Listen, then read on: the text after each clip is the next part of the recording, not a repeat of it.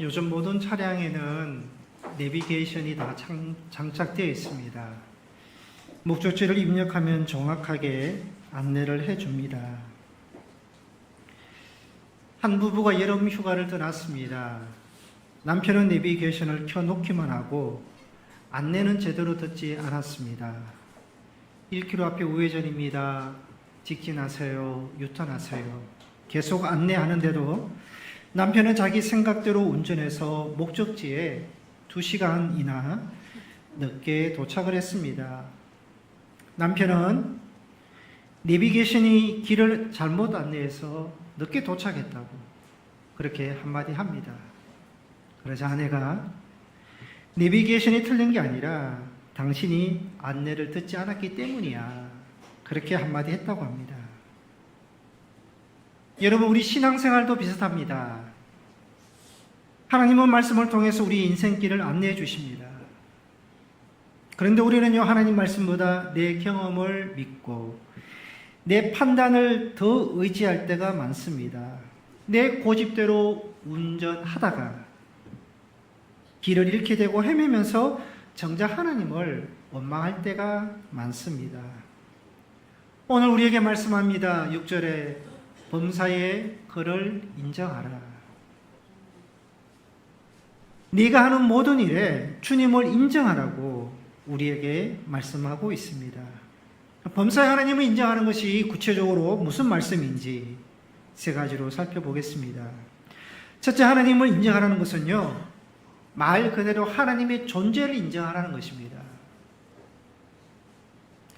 어떤 성도가 목사에게 상담을 합니다. 목사님, 저는 성경을 읽다 보면 걸리는 게 이해가 되지 않는 것이 많습니다. 솔직하게 기적 같은 사건은 아직 믿어지지가 않습니다. 그렇게 말을 합니다. 목사님이 성도에게 성도님은 하나님 믿으세요? 물으니까 그럼요, 제가 모태신앙인데요.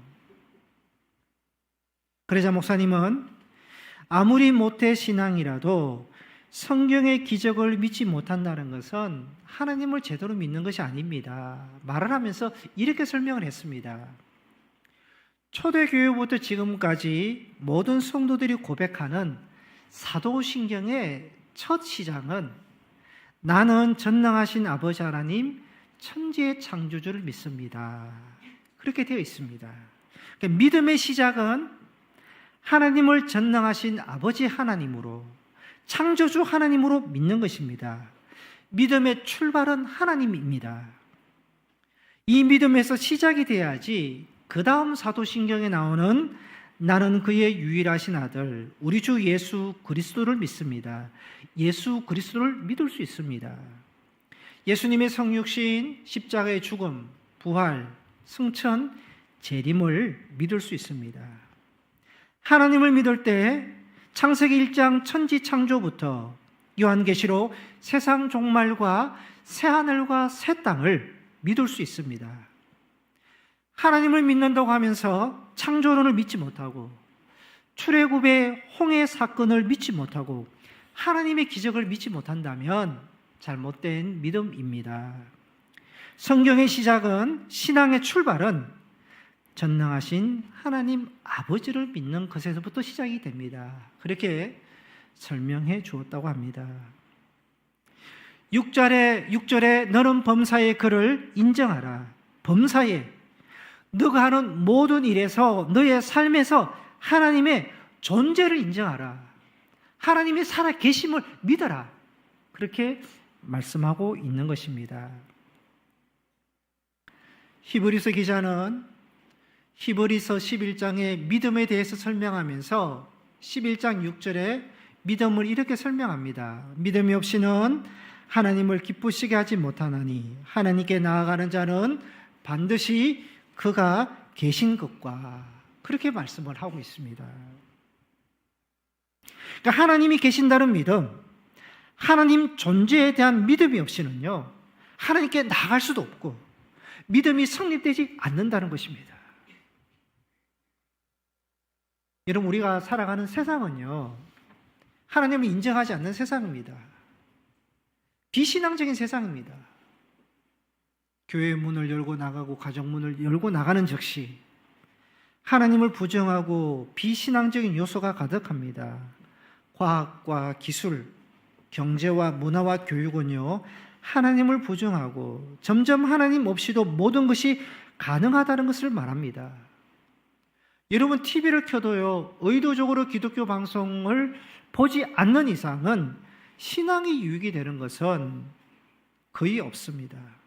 TV나 유튜버, 스마트폰을 보는 순간 대부분 비신앙적인 요소뿐입니다.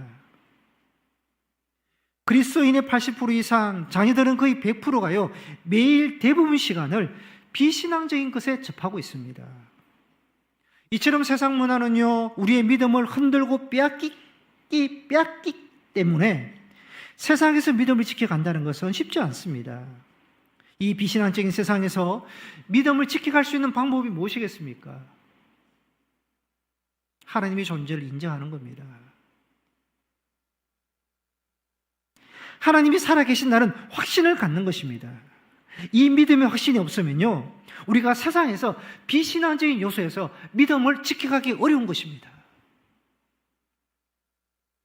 만약에 하나님이 존재에 대한 확신이 없으면요, 어떻게 되겠습니까?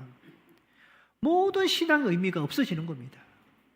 예수님을 믿는 이유도 없어지고요, 예배를 드리고 기도하고 찬양하고 봉사하고 교회 생활하는 모든 의미가 없어집니다. 여러분, 하나님을 믿지 않는데 평생 믿음 생활하는데 무슨 소용이 있겠습니까? 그것이 의미가 있겠습니까?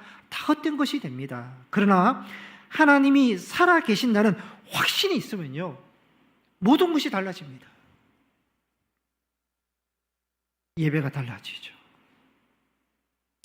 우리들이 모이는 이 예배 시간에 하나님이 살아계시고 계신다는 그 고백을 할 때는요, 예배의 마음이 달라지는 겁니다. 찬양도 달라지고요, 기도도 달라지는 것이고, 교회 안에서 믿음 생활도 달라지는 것이고, 하나님이 계신다는 그 확신이 있으면 우리의 삶도 달라지는 것입니다.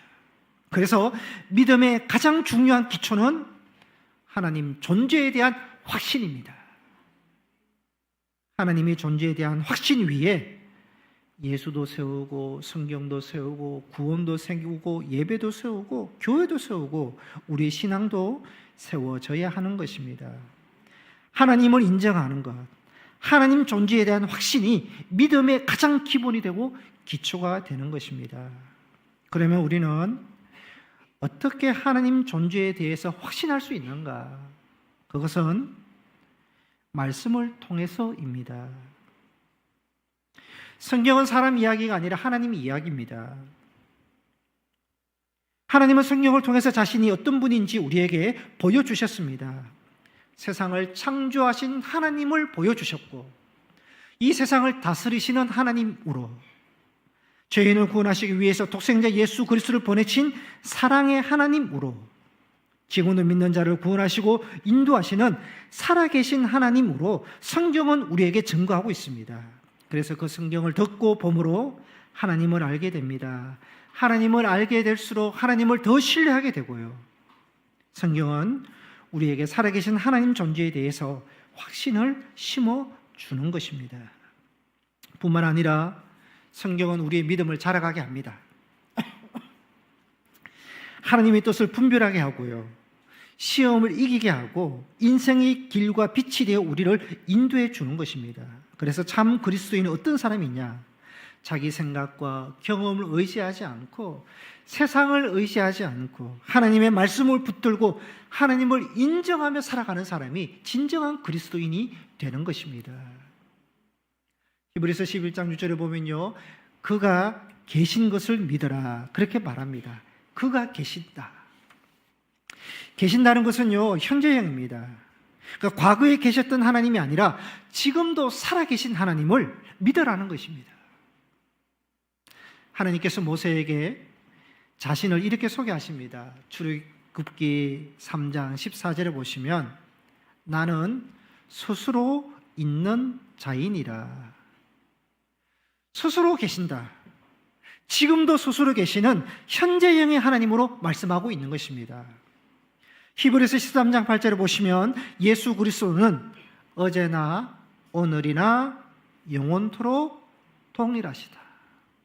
과거에도 계시고 오늘 현재에도 계시고 영원토록 똑같으신 현재형의 예수 그리스도를 말씀하고 있습니다. 누가복음 20장 38절에 하나님은 죽은 자의 하나님이 아니요 살아있는 자의 하나님이시라. 지금도 살아계신 현재형의 하나님입니다. 하나님은 과거에도 말씀하셨지만 지금도 말씀하십니다. 하나님은 지금도 일하시고 하나님은 과거에도 사모하는 자에게 성령을 주셨지만 지금도 기도하고 사모하는 자에게 응답하시고 성령 충만함을 주시는 현재형의 하나님이라는 것입니다. 성도 여러분, 성경의 하나님은 오늘 우리의 하나님이 되십니다. 오늘도 동일하게 역사하시고 오늘도 동일하게 말씀하시는 하나님이시라는 것입니다. 범사에 그를 인정하라. 하나님의 존재를 믿고 오늘도 살아계신 하나님을 믿고 범사에 너의 모든 삶의 자리에서 하나님을 인정하며 살아가는 자가 하나님을 범사에 인정하는 자라는 것입니다. 두 번째로 하나님을 인정하라는 말씀은요, 하나님을 신뢰하라는 뜻입니다. 하나님의 존재를 인정했습니다. 그러면 범사의 모든 일에 하나님을 신뢰하는 사람이 되어야 됩니다. 5절에 말씀합니다. 너는 마음을 다하여 여호와를 신뢰하라. 신뢰하라는 것은 의뢰하라는 것입니다. 믿으라는 것입니다. 언제요? 범사의 모든 일에 하나님께 맡기고 믿는 것이 신뢰하는 것입니다. 여러분, 하나님을 신뢰한다는 것은요, 내 생각과 비록 다르게 되어도 하나님을 여전히 선하신 하나님으로 믿는 것을 말합니다. 신뢰는 결과에 따라 믿는 것이 아니라 하나님 자체를 그냥 믿는 것입니다. 좋은 결과가 있으니까 내가 하나님을 믿는다, 그게 아닙니다. 범사에 너의 모든 상황에서 결과가 어떻게 되든 상관없이 하나님을 믿는 것, 그것이 신뢰를 말하는 것입니다. 이 믿음을 보여준 사람이 다니엘 세 친구입니다. 다니엘 3장에 보면 다니엘의 세 친구 사드락, 메삭, 아벳노고는 당시 바벨론 느부갓네살 왕이 세운 거대한 금신상 앞에서 절을 하라고 명령을 받았습니다. 절하지 않으면 풀무물에 던져 죽게 되는 상황이었습니다. 왕은 세 사람에게 지금이라도 절하면 살려주겠다고 다시 한번 기회를 줍니다.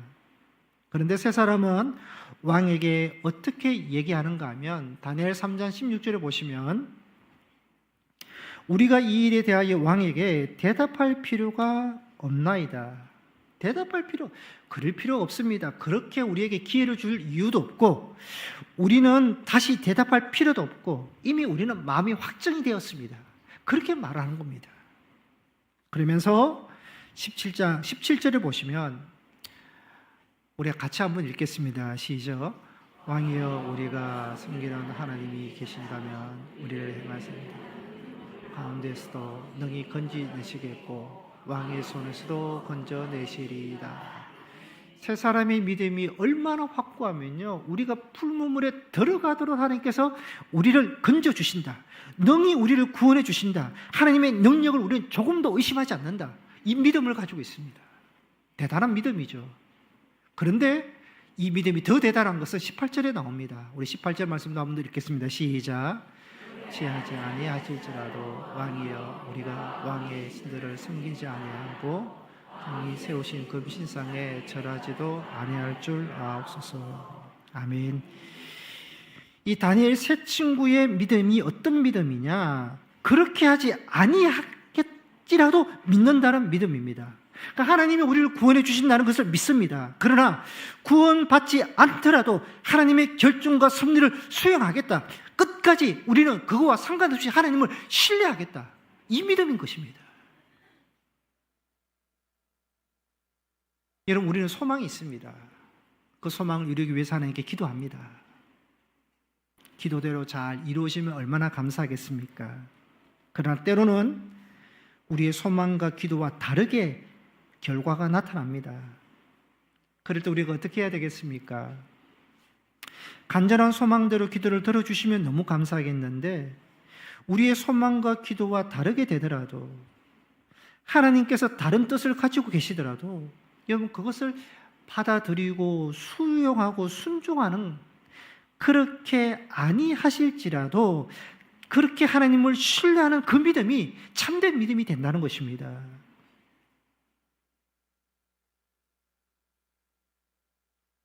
환자 신방을 할 때가 있습니다. 암 환자의 성도의 손을 꼭 잡고 간절하게 기도합니다. 하나님, 꼭 치료해 주옵소서. 예수께서 소경 바디메오를 긍휼히 여겨 주셨던 것처럼 이 성도님도 하나님 긍휼을 베풀어 주십시오. 죽은 자도 살리시는 주님께서 주님의 손길로 기적을 베풀어 주옵소서, 치료해 주옵소서, 같이 손잡고 간절하게 기도합니다. 그러면 환자 성도님은요, 아멘 아멘 하시면서 치료해 주실 것을 믿고 소망을 품습니다. 그렇게 함께 기도하고 환자 성도님과 대화를 하면 이렇게 말씀하십니다. 목사님, 모든 생명은 하나님께 달려 있습니다. 하나님께 다 맡겼습니다. 그렇게 말씀을 하십니다. 기도할 때는 살려주실 것을 믿고 아멘 아멘 하셨지만 살고 죽는 것은 하나님께 달려있다 고백하십니다. 결과를 수용하시겠다는 겁니다. 여러분, 이 환자 성도님의 믿음이 잘못된 믿음입니까? 기도할 때는 믿고 기도 후에는 안 믿는 믿음입니까? 여러분, 우리는 응답을 믿고 치료를 믿고 계속 기도해야 되지만 다니엘의 세 친구처럼 마지막 결과는 하나님 손에 달려 있다는 것을 인정하는 믿음이 참 믿음이 되는 것입니다.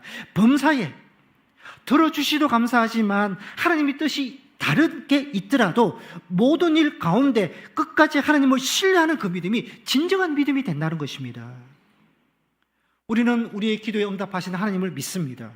질병을 고치시는 하나님의 능력을 믿고요, 문제를 해결해 주실 것도 우리가 믿습니다. 그러나 하나님께서 다른 뜻을 가지고 계시더라도 그 뜻을 받아들일 수 있는 믿음, 그래서 하나님을 끝까지 신뢰하는 그 믿음을 우리가 가져야 된다는 겁니다. 그것이 하나님을 인정하는 것입니다. 만약에요, 이런 생각을 해봅니다. 다니엘의 세 친구가 왕에게 절하는 것을 거절해서 풀무물에 던져줍니다. 그런데 실제로 그 풀무물에서 다 죽습니다. 건짐을 받지 못합니다. 어떤 믿음을 가졌겠습니까? 하나님을 원망하고 저주했겠습니까? 그렇게 하지 아니하실지라도 그 고백대로 하나님을 찬양하고 믿었을 것입니다. 그러니까 참 믿음을 보여주었을 것입니다. 끝까지 하나님을 신뢰했다는 것입니다. 5절에 보시면 너는 마음을 다하여 여호와를 신뢰하라 그럽니다. 마음을 다하고, 너의 생각과 다르더라도 마음을 다하여 여호와를 신뢰하라. 모든 상황에서, 모든 삶의 자리에서 여전히 하나님을 나의 하나님으로 믿고 신뢰하라고 말씀하고 있습니다. 그러면서 너의 명철을 의지하지 말라. 너의 판단과 너의 생각, 너의 지식을 앞세우지 말라는 것입니다. 여러분, 유치원 아이가 아무리 똑똑해도 고등학교 시험 문제를 풀 수 없습니다. 사람이 아무리 뛰어나고 똑똑해도요, 자신의 인생을 알 수 없습니다. 인생의 문제를 풀어갈 수 없습니다. 어떤 일을 만날지도 모릅니다. 우리의 지식과 명철을 의지하지 말라는 것입니다. 7절에 말합니다. 스스로 지혜롭게 여기지 말라. 많이 배웠더라도, 많이 경험을 가지더라도, 세상 지식적으로 똑똑하더라도, 신앙생활을 많이 했더라도 너 스스롭게 지혜롭게 여기지 말라고 말씀합니다. 여러분, 인간의 지식이 높아봤자 얼마나 높겠습니까? 도토리 키재기입니다. 도토리는요, 자기들끼리는 비슷비슷하지만 내가 더 굵어, 내가 좀 더 커. 자기들끼리 키잽니다. 그러나 그 도토리 나무가 봤을 때는요, 다 얘들은 전밖에 보이지 않습니다. 그 도토리 나무 아래서는요, 아무것도 아닌 것입니다. 인간이 지혜롭다고 생각하지만 영원하신 하나님 앞에서는 아무것도 아닙니다. 여러분, 진정한 지혜는 무엇이겠습니까? 자기 명철을 의지하지 않고 스스로 지혜롭게 여기지 않고 자기를 낮추는 것이 지혜이고요. 겸손히 하나님을 의지하고 신뢰하는 것이 진정한 지혜라는 것을 말씀하고 있는 것입니다. 멧돼지 한 마리가 산에서 먹이를 찾다가 도토리 나무 밑에서 몇 개의 도토리를 주워 먹습니다. 그리고는 도토리가 땅에서 나는 줄 알고 땅을 마구 파헤칩니다. 아무리 땅을 파헤쳐도요, 도토리가 나오지 않죠. 여러분, 세상 사람의 모습에서 때로는 우리의 모습에서도요, 종종 멧돼지와 같은 모습을 볼 수 있습니다. 행복과 꿈과 건강과 성공과 안정, 얼핏 보니까 세상에 떨어져 있는 것 같습니다. 멧돼지처럼 열심히 세상을 파들어가지만 들어갈수록 헛고생만 하는 것입니다. 많은 시간과 에너지를 쏟아붓습니다. 애를 써봅니다. 고생은 고생대로 하지만 얻는 것이 없습니다. 참 만족과 기쁨이 세상에는 없는 것입니다. 여러분이 정말 실제 도토리를 얻기 위해서 땅을 파헤치는 멧돼지를 보신다면 어떤 생각을 가지겠습니까? 저렇게 땅만 판다고 도토리가 나오느냐? 도토리 나무를 쳐다봐야지. 나무를 흔들어야지. 저러니 머리가 나쁘지. 동물은 어쩔 수 없어. 그런 생각하시지 않겠습니까? 우리 역시 이 세상에 행복과 복과 자유가 있는 줄 알고 세상을 막 파헤치고 있으면 하나님께서 우리를 어떻게 보시겠습니까? 무슨 말씀을 하실 것 같습니까? 그렇게 세상 판다고, 세상 바라본다고 나오겠느냐고 말씀하지 않으시겠습니까? 도토리를 구하려면 도토리 나무를 보아야 되고요, 나무를 흔들어야 합니다. 여러분, 우리 인생의 행복과 자유와 문제 해결은 하나님께 있습니다. 하나님을 바라보아야 됩니다. 하나님을 붙들고 흔들고 기도해야 된다는 것입니다. 내 생각보다 하나님 말씀이 더 신뢰하고요, 내 계산보다 하나님의 주권을 신뢰하고 내 경험보다 하나님의 인도하심을 신뢰하면서 하나님께서 할 때 우리를 선하게 인도해 주신다는 것을 우리는 믿어야 하는 것입니다. 세 번째로 하나님을 인정하라는 말씀은요, 하나님을 인생의 최고의 자리로 모시라는 것입니다. 범사의 그를 인정하라, 이 성경 말씀을 영어 성경에서는 이렇게 번역합니다. 네가 하는 모든 일에서 하나님을 인정하라. 필립스 성경에는요, 네가 하는 모든 일에서 하나님을 가장 먼저 둬라, 이렇게 번역을 하고 있습니다. 그래서 범사의 그를 인정하라는 말씀은요, 하나님을 내 삶의 가장 높은 자리에 모시라, 하나님을 내 삶의 최고의 자리로 모시라, 이것이 범사의 그를 인정하라는 뜻입니다. 우리는 예배를 드릴 때는 하나님을 최고로 고백합니다. 그래서 그 하나님께 찬양하고 마음을 다하여 높여드리고, 그 예배 시간만은 하나님을 우리가 고백하고 하나님을 최고의 자리에 모시고 우리가 예배를 드립니다. 이것이 삶으로, 직장으로, 사업으로 그대로 이동이 돼야 되는 것입니다. 가정에서도 하나님을 먼저 인정하고 먼저 모시고, 직장에서도 사업에서도 학교에서도 모든 자리에서도 하나님을 먼저 모시라, 최고의 자리로 모시라, 이것이 그를 인정하는 것입니다. 9절에 보시면 내 재물과 내 소산물에 처음 익은 열매로 여호와를 공경하라. 처음 익은 열매는요, 단순히 농사의 첫 열매를 말하는 것 아닙니다. 하나님을 가장 먼저 가장 귀하게 여기라는 믿음의 고백이 그 안에 들어가 있는 것입니다. 가장 좋은 처음 것을 하나님께 드림으로 모든 것이 하나님으로부터 왔음을 인정하고 하나님을 너의 삶의 가장 우선순위에 두어라는 말씀을 우리에게 하고 계신 것입니다. 출애굽기 23장 16절에 보시면 맥추절을 지키라. 이는 내가 수고하여 밭에 뿌린 것에 첫 열매를 거둠이니라. 그렇게 말씀을 합니다. 맥추절이 나오는데요, 이스라엘 3대 절기 중에 하나가 맥추절이고요, 보리를 비롯한 첫 곡식을 수확하여 하나님께 감사하는 절기가 맥추절입니다.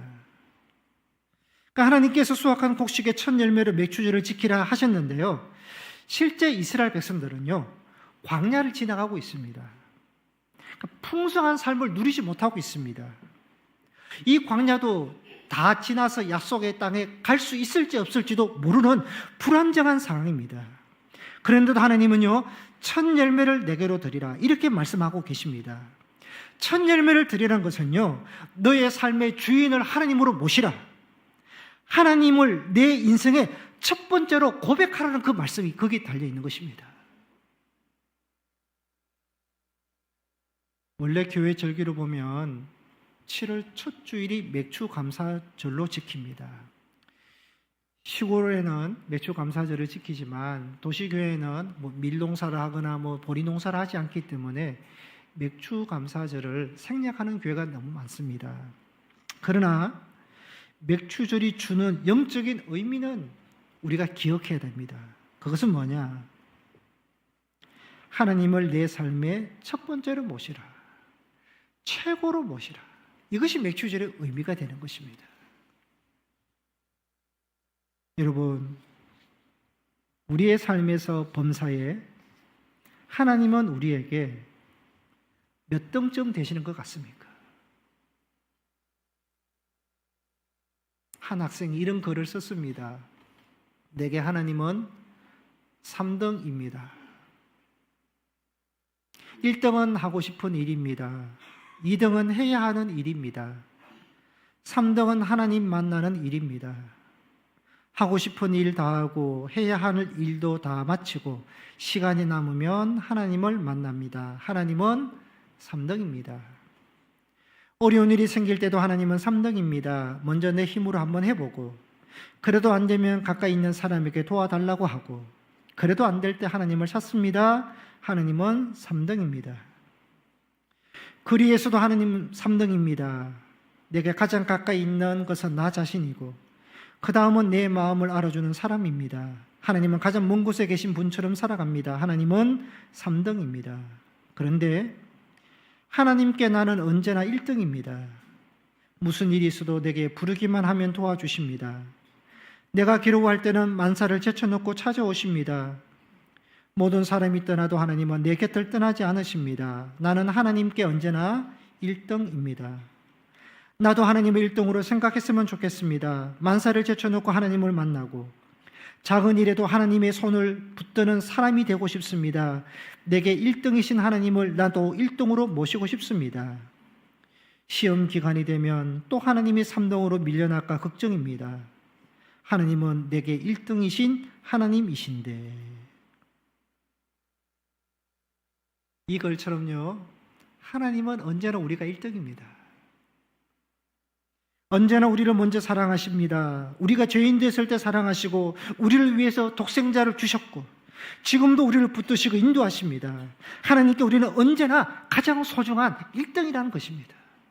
그 1등의 대우를 받는 우리가 하나님을 몇 등으로 대우해 드려야 되겠습니까? 가정에서도 하나님을 먼저 인정하고요, 여러분 직장에서도 하나님을 먼저 인정하고, 직분을 감당할 때도 하나님을 먼저 인정하고 직분을 감당하고요, 예배를 드릴 때에도, 사람을 만날 때에도, 인생의 중요한 결정을 할 때도 언제나 하나님을 먼저 인정하고 대우해 드리는 그러한 여러분이 되시기를 바랍니다. 범사의 그를 인정하는 것입니다. 범사의 모든 삶의 순간에 하나님을 가장 먼저 인정하고 하나님을 최고의 자리에 모시고 살아갈 수 있는 성도님들이 되시기를 소망합니다. 이렇게 우리가 범사 하나님을 인정할 때 하나님이 주시는 약속이 뭐냐? 6절에 말씀합니다. 내 길을 지도하시리라. 하나님의 명령은요, 언제나 명령으로 끝나지 않습니다. 우리에게 약속을 하십니다. 잠언 3장 1절에서 10절까지 쭉 보시면요, 하나님의 명령이 5번이나 나옵니다. 그 명령에는 항상 뭐가 따라 나오냐? 그리하면. 2절에도 그리하면, 3절에 명령하시면 4절에 그리하면, 6절에도 그리하면, 8절에는 그리하면이 없지만 약속이 나오고, 또 10절에도 그리하면 항상 약속이 뒤따라 나오는 것입니다. 그러니까 하나님은 언제나 명령만 하시는 분이 아니라 믿고 순종하는 자에게는 반드시 약속을 주십니다. 범사의 그를 인정하라. 그리하면 내 길을 지도하시리라. 길을 지도하신다는 것이 단순히 길을 안내하신다는 뜻이 아닙니다. 원어에 보면 길을 곧게 하신다, 길을 평탄하게 하신다, 길을 만들어 주신다는 의미가 있습니다. 하나님은 길이 있는 곳에서만 인도하시는 분이 아니라 없는 길에도 길을 만들어내시는 분이다. 광야에서도 길을 만들어내시고요, 바다에서도 길을 내시고, 절망 가운데서도 새로운 길을 여시는 분이 하나님이시다. 그렇게 우리에게 약속하고 계신다는 것입니다. 우리는 생각합니다. 여기에도 길이 있을까? 이곳에도 길이 있을까? 우리는 걱정하지만 하나님은 말씀합니다. 내가 길을 지도하리라, 길을 만들어내리라. 그렇게 우리에게 약속하고 계신다는 것입니다. 시편 48편 14절에 보시면, 이 하나님은 영원히 우리 하나님이시니 그가 우리를 죽을 때까지 인도하시리로다. 한순간만 인도하시는 것이 아니라 우리 인생 끝날 마지막 때까지 책임지시고 인도하시는 우리의 목자 되시는 하나님이라 말씀하십니다. 요한복음 16장 13절에 진리의 성령이 오시면 그가 너희를 모든 진리 가운데로 인도하시리니. 우리 성령님은 친절한 우리 안내자가 되십니다. 말씀을 깨닫게 하시고 주님을 믿게 하시고 하나님의 뜻을 분별하게 하실 뿐만 아니라 우리의 길을 한 걸음 한 걸음 바른 길로 인도해 주시는 분이 성령님이라 말씀하고 계십니다. 여러분, 주님의 이 말씀을 믿는다면, 하나님께서 우리를 인도해 주신다는 것을 믿는다면 어떻게 해야 되겠습니까? 양이 목자를 따라가는 것처럼, 어린아이가 엄마 아빠의 손을 잡고 따라가는 것처럼 우리도 하나님을 믿고 따라가는 순종의 삶을 살아가야 되는 것입니다. 하나님을 인정하는 삶이 되어야 되고, 하나님께 맡기는 삶이 되어야 되고, 하나님께 순종하는 삶이 될 때 주께서 우리의 길을 인도해 주십니다. 맡긴다는 것은 기도한다는 것입니다. 여러분, 기도는 나의 연약함을 인정하는 겁니다. 기도는 살아계신 하나님을 인정하는 것입니다. 그 하나님을 믿고 신뢰하는 믿음의 표현이 기도인 것입니다. 우리 교회는 지난 수요일부터 7월 1일부터 새성전 건축을 위해서 교인들이 교회에 나오셔서 릴레이 기도와 성경 필사를 하고 계시고요, 또 매일 밤 가정에서 구시 다니엘 기도 운동을 하고 있습니다. 여러분, 기도는 하나님께 모든 것을 맡겨드리는 겁니다. 하나님, 우리 교회의 새성전 건축도 맡겨드립니다. 인도해 주실 줄 믿습니다. 믿고 기도하는 것입니다. 뿐만 아니라 하나님, 우리의 길을 맡겨드립니다.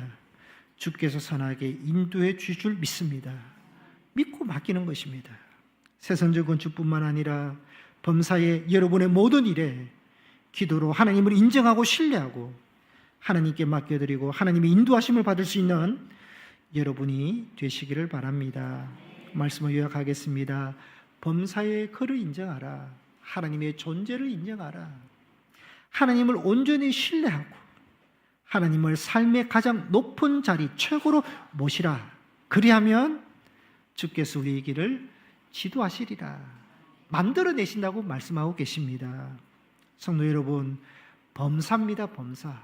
모든 일에 날마다 살아계신 하나님을 인정하고 하나님을 신뢰하며 하나님을 우리의 삶의 최고로 모시고 살아가는 여러분이 되시기를 바랍니다. 그 하나님께서 우리와 함께 하시고요, 우리의 모든 길을 가장 선한 길로 인도하여 주실 줄 믿습니다. 이 약속의 말씀을 붙들고 이 약속의 말씀을 경험하는 여러분의 삶이 되시기를 축복합니다. 기도하시겠습니다.